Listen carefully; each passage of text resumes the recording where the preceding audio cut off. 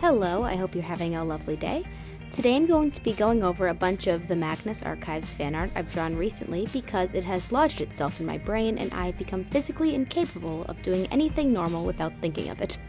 I have gotten to the point, in fact, that someone was talking about mosquitoes the other day and I managed to finagle the conversation into me info dumping about the Magnus Archives by talking about how the vampires in that universe worked. For those who don't know, the Magnus Archives is a horror fiction podcast, an anthology produced by Rusty Quill, written and performed by Jonathan Sims, and directed by Alexander J. Newell. It starts with seemingly unconnected stories, but slowly builds into a larger plot. I am going to spoil a bit in this video, so up to season 4, I believe. Here's your spoiler warning, and seriously, I recommend you listen to that spoiler warning because I never listened to them while I was listening to it, and instantly got spoiled for the finale, and it was so confusing to see. So yeah, please listen to that. The first drawing is how I imagined the main cast of season 1, a little lineup. The first one is Elias. I don't have much to say on his drawing. I mostly was just inspired by other Magnus Archives artists and kind of merged all the stuff I liked into the Elias design. This John is okay. I think I later made him look a little better, a little more in character. This one, he's kind of meh. He kind of looks too much like season 2 John. His hair also looks a little weird. Moving on to the 3 that I do like. I generally really like Martin designs that have glasses and dark hair. So I went with that while trying to make him have his general Martin-ness vibe to him. I also am continuing to push my Tim has dyed hair and stops taking care of it in seasons 2 and 3 for angst reasons agenda with this illustration. I do like how I drew Sasha here, but her head is substantially larger than the others, and I only noticed while editing, which is kind of funny actually.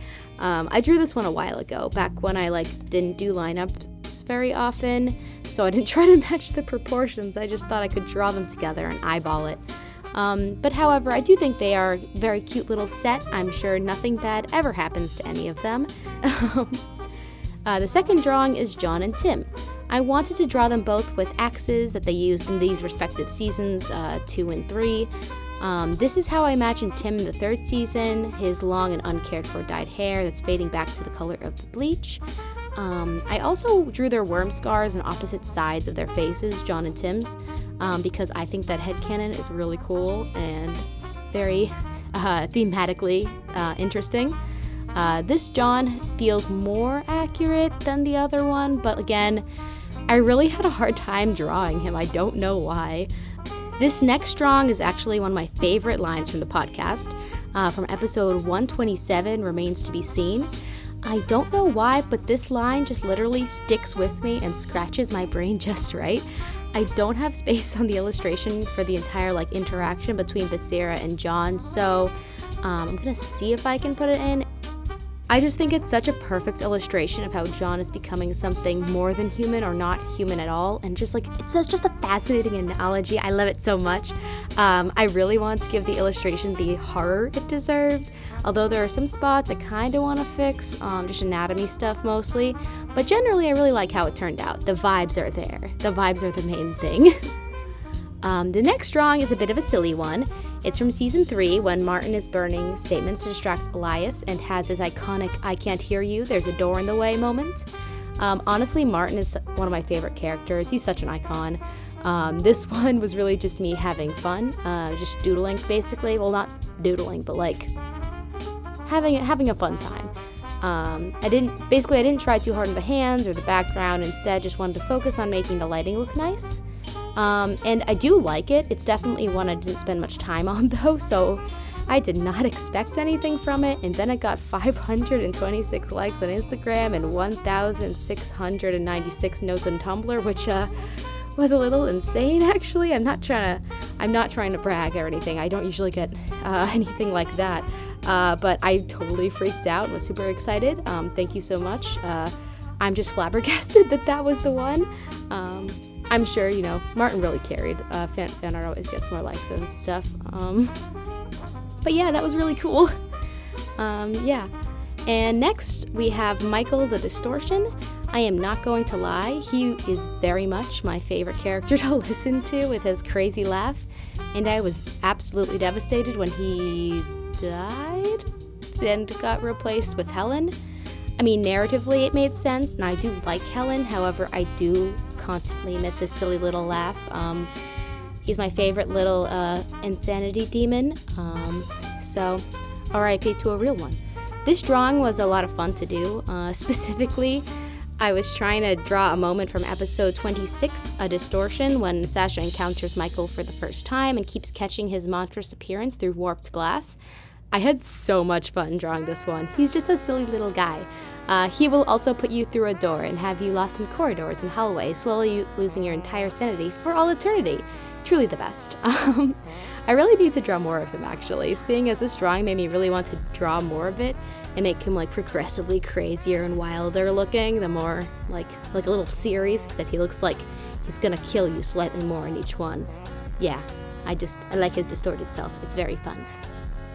The next isn't actually from the Magnus Archives, the moment at least, and rather a comic about me showing my dad the Magnus Archives while we were in the car. My headphones died while we were on a rather long drive, and since most of the episodes at that point in the season had been like kind of chill, I asked if I could put it on. And not like 2 episodes later, Elias immediately murdered Jürgen Leitner with a pipe. It's just, I did not emotionally prepare my dad for that, and it was kind of funny. That's about it for this comic. I just thought it was funny and wanted to make a silly little thing about it. This one's a drawing I did of Gerry Keay, specifically when he makes an appearance in episode 12, First Aid. I've been making my mom listen to the entirety of the Magnus Archives with me because she's the only one in my family who likes horror. And I realized that he makes a reference to the entities in the early episode. I was just like, oh my god, the foreshadowing. I then flipped out and had to make an art about it. The foreshadowing throughout the entire series, both like literally foreshadowing and like thematic foreshadowing, is just so good. I want to eat it. Like the mind bot. Yeah, okay. I really like it. That's it.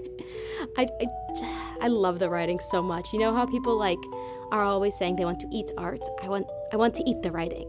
I don't know if that's a thing. It should be, because the writing is simply that good, and I love it and need to eat it. Okay, moving on. Finally, my favorite drawing of this entire lineup is my John Martin drawing, or JMART drawing. I've heard it multiple ways. I think JMART is my favorite because it sounds like they're a grocery store.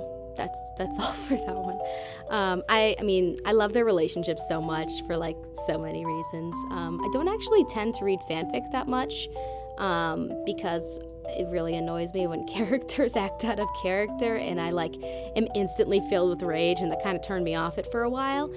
But these two did end up making me read some fan fiction because I was like, I need more of them. They're my favorites. I love them. And also, I'm not trying to hate on anyone who likes fanfic or anything. Like, I do like fanfic, just only sometimes. I'm very picky. And also, no hate on anyone who likes fanfic where they act out of character. Like, that's just my personal opinion, and not all fanfic has that. It just happened a bunch to me in a row, and I gave up when I was like 12. Anyway, this drawing probably takes place during season 2, I'd guess. I suppose they didn't get rid of the fire extinguishers after season 1 because I also have one in the corner. I mostly just wanted to draw a soft little scene between these two. I don't know why, but I actually really like this drawing. I was trying some new stuff with color and like their poses and stuff, and I do think it actually paid off. Sometimes it feels like color and I are locked in an eternal battle in which I am literally never the winner, so it's nice to see something that I'm like, oh, the colors actually look kind of cute in it. So yay! And that's it for the Magnus Archives speed paints. I hope you enjoyed my rambling about this very awesome podcast, and if you have not listened to it, you should, well, first of all, you should have listened to the spoiler warning, but you should also go check it out. Wink wink, nudge nudge. I'm also planning on doing a video talking about sorting some of my original characters into different entity fear alignments in the Magnus Archives universe, because I had a lot of fun drawing those, and I think it'd be really, really cool to explain my thought processes for each of those. Closing thoughts, as per usual: drink water, be nice to yourself, and keep drawing. If you liked this video, you can leave a like or a subscribe or something like that if you want. And if you want to rant about the Magnus Archives, feel free to leave it in a comment. My brain has been overtaken by this podcast, and I would love to hear your thoughts. Have a nice day.